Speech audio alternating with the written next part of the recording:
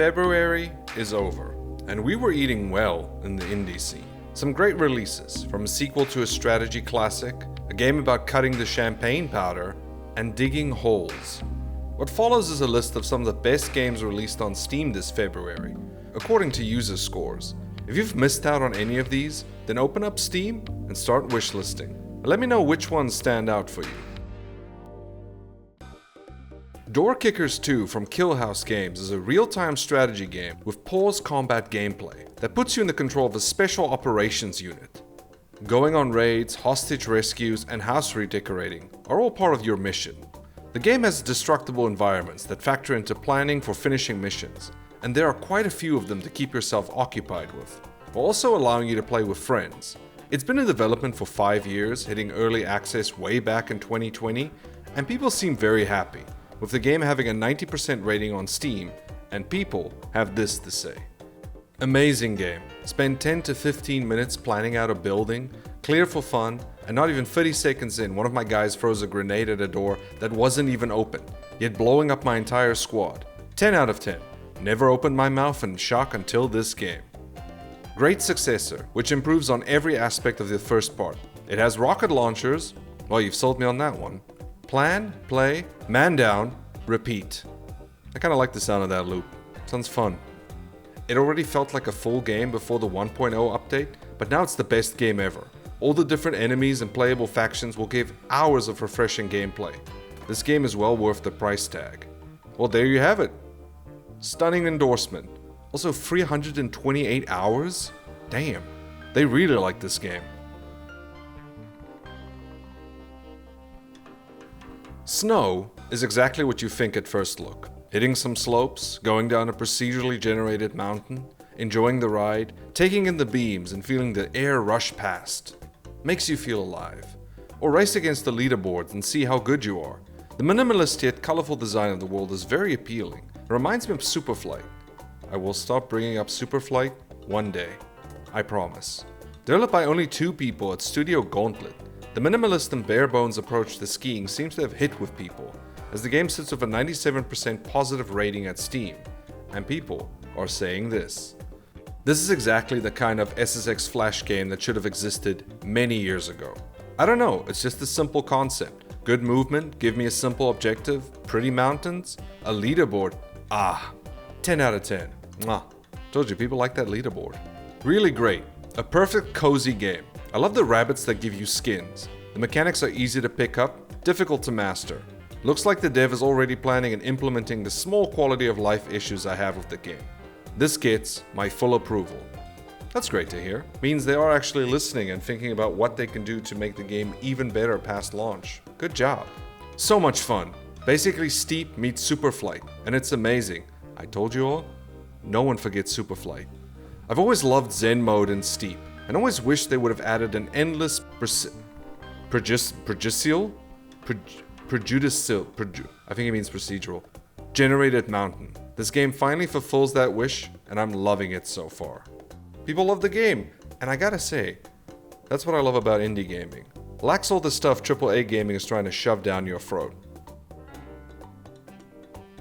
Developed by Cyberwave, it's one of those meme hits where the concept is just ridiculous enough to get some good exposure online, and people seem to have actually been enjoying it.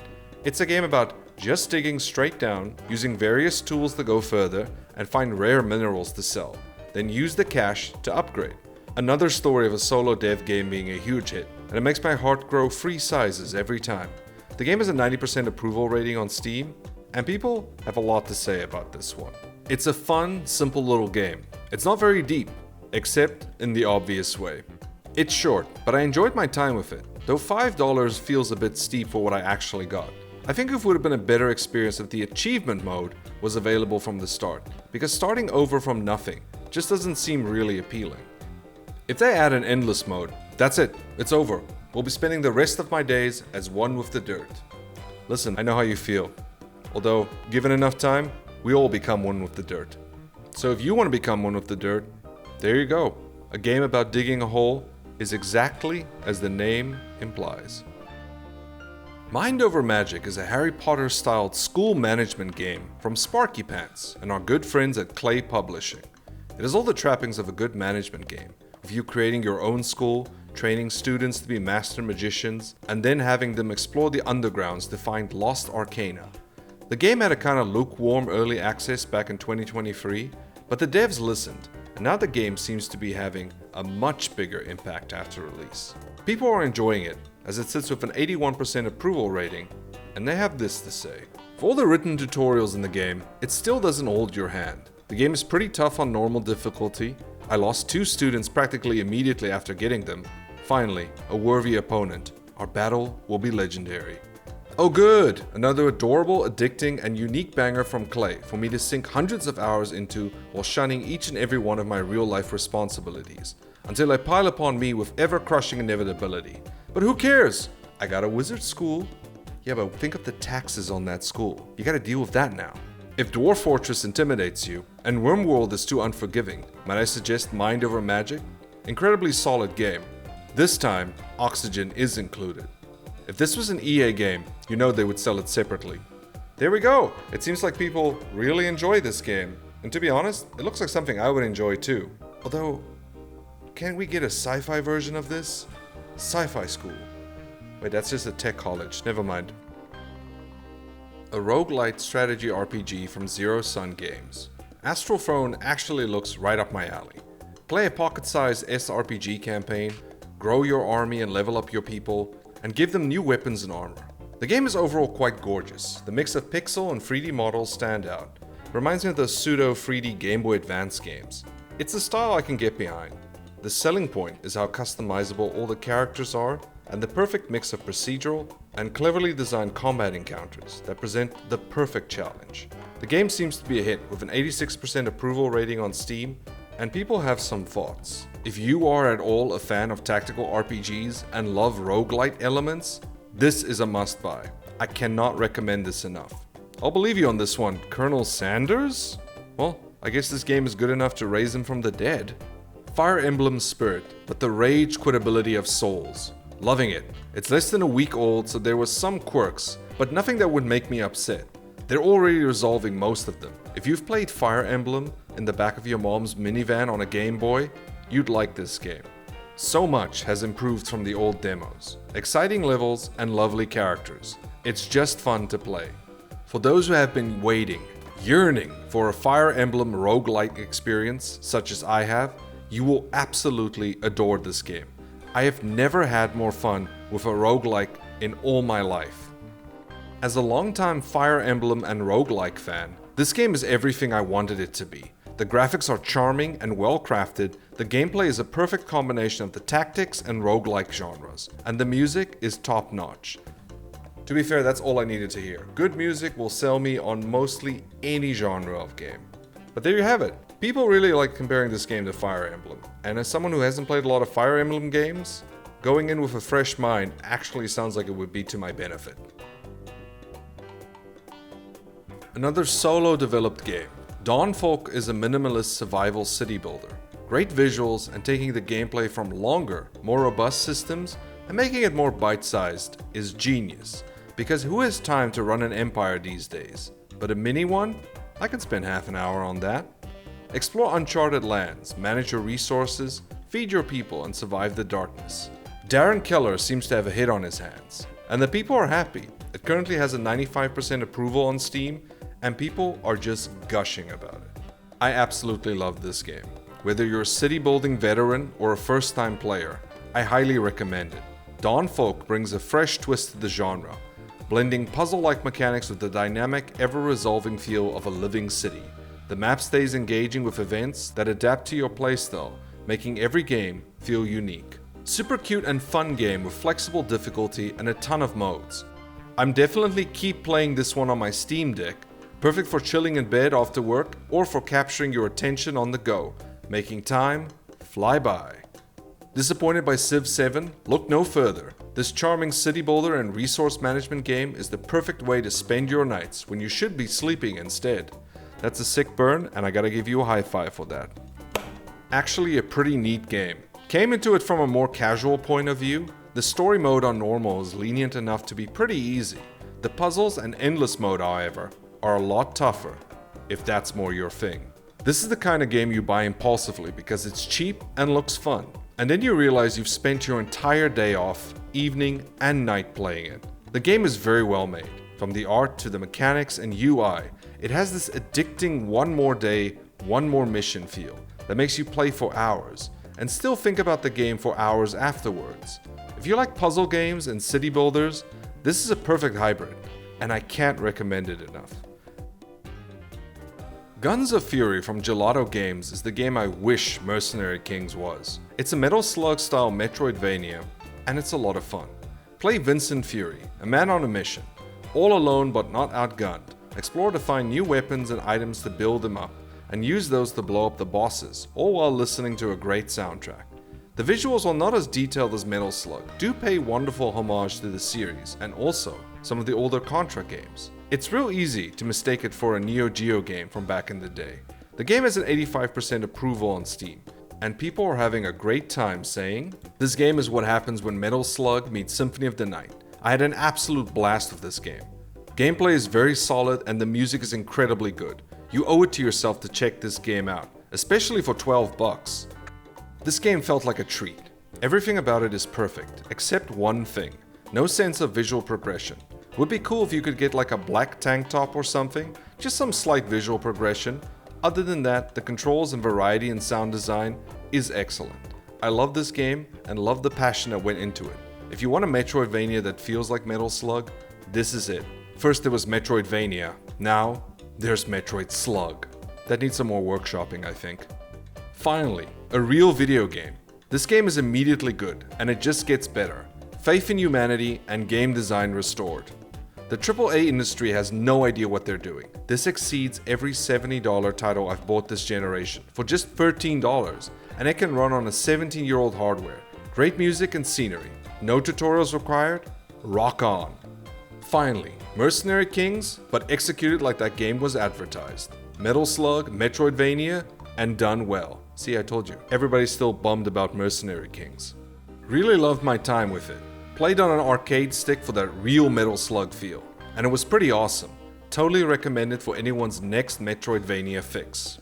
As you can hear, people are very happy with this Metal Slug. Metroid Slug?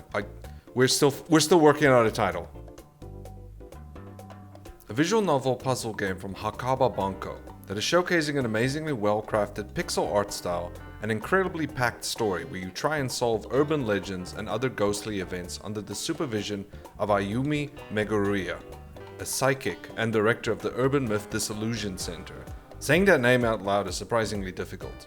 Visual novels tend to be very popular among fans of the genre, and this one doesn't disappoint with an 89% approval rating on Steam, and fans saying this.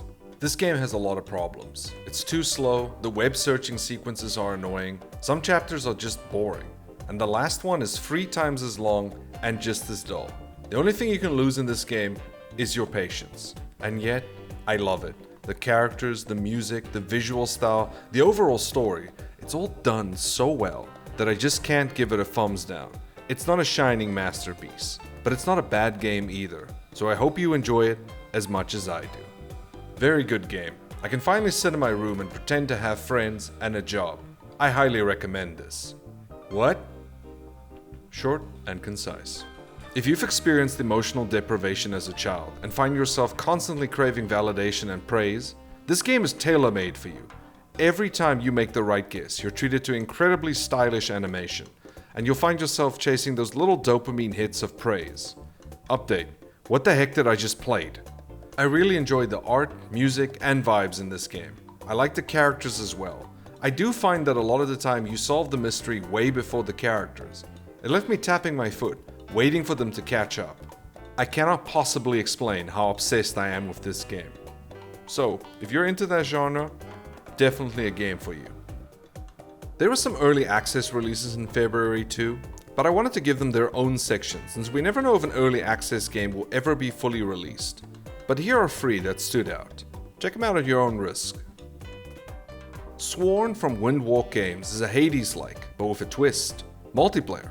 It looks great, like these games tend to. It uses the Arthurian legend font for the story, while adding its own grimdark. The biggest draw to a roguelite for me is either amazing combat or the promise of becoming incredibly overpowered. See Dead Estate for that. And wow, isn't that interesting? I made a video about it.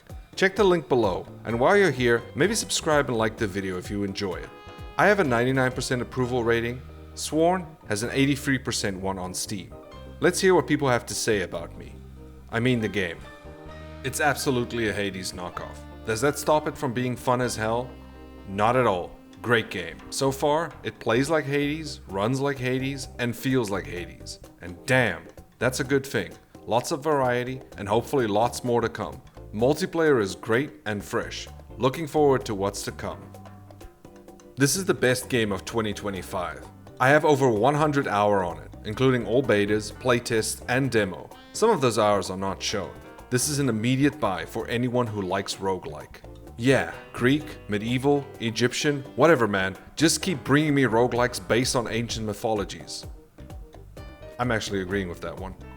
I could have sworn this game was another Hades clone, but no. It is even better and more in-depth. Hades is a sworn clone. Okay, so the tides have turned, now everyone's just pooping on Hades. I've seen a few people in comments saying it's just a Hades knockoff. There's a few Hades knockoffs, but this is easily the best one I've played. Cheap and well executed multiplayer to boot. They're good games, Brent. Be happy. Brent, I would suggest walking on eggshells, man. You are being hunted right now. Keep your eyes open. There you go, a game that's just like Hades, but better than Hades. Or Hades is just like it. But if you like roguelites, check it out. Peripeteia is a dystopian-style immersive sim inspired by the classics from the 90s. In an alternate history Poland, all you have is your wits, logic, and a big gun.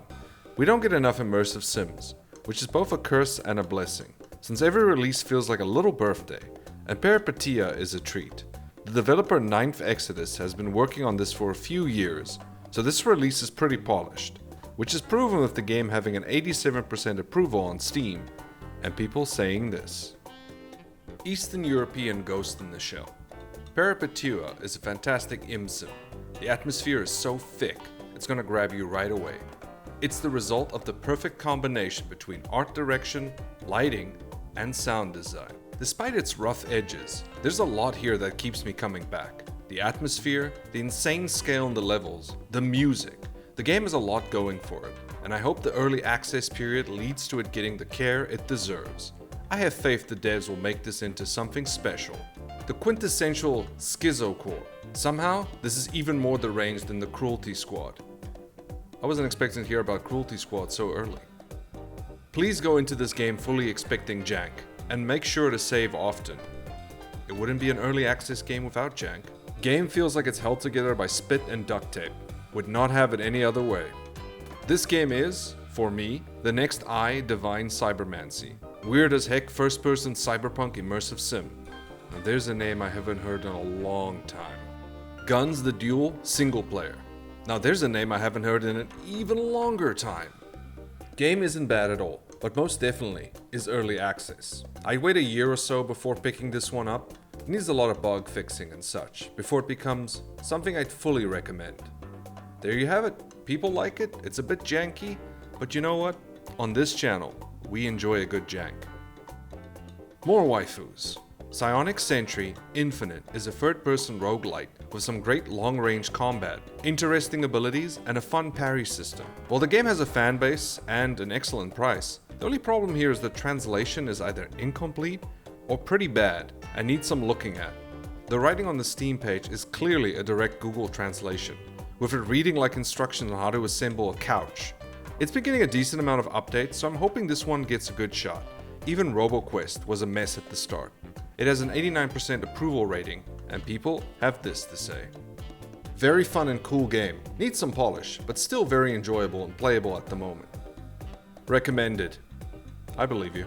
At current state, it can hardly be called a roguelite. Enemies are just target practices, and bosses are just ballons that you need to pop with certain skills and then squish. Though, at least they do have some attack patterns. What game desperately needs is properly established roguelite gameplay loop where you lose all your acquired skills and start over. More polished mechanics of attacks and parries. Also, some more gimmicky enemies. Interface reworked properly to be more intuitive. Translation error fixes. Actually, this is a pretty good list. And from that list, I can ascertain that this game, while fun, with great ideas, is very early in early access. So, give it a look if you're interested. It's pretty cheap, but maybe wait. A cozy little atmospheric roguelite RPG about traveling on the long road. Pick up hitchhikers, become a drug mule, or just go on a journey with some friends. Keep driving is all about choice. I love the vibe of this game. It's very much set in its time of the early 2000s, the cars feeling very much of the period or even early 90s. You even collect music in the form of CDs, hopefully all kept in a large binder with band stickers on the front. The game seems to have been a huge hit, with an overwhelmingly positive 95% approval rating. And here's why. Play for the emergent narrative gameplay, stay for the best in-class soundtrack, run it back because there is so much to see and experience. This feels like Oregon Trail mixed with a modern roguelite. It makes me feel nostalgia for a life I never lived. I have the same experience whenever I play Doom.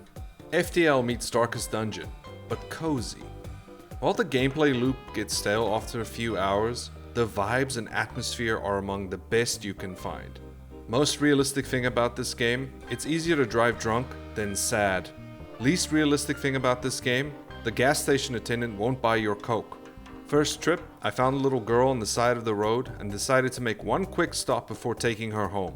I didn't realize that would end the game. Sorry, Susie, you belong to the festival now.